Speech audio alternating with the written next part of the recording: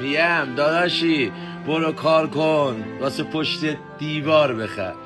داداشی دخترها بی پولی باباشون رو تحمل میکنن اما بی پولی تو رو نه. میدونی چرا؟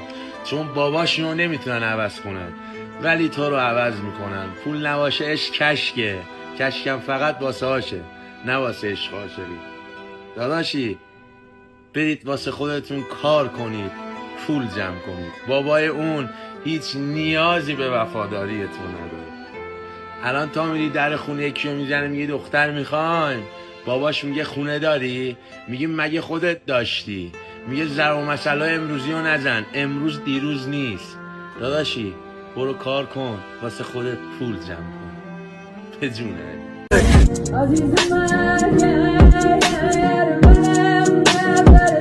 Remix HK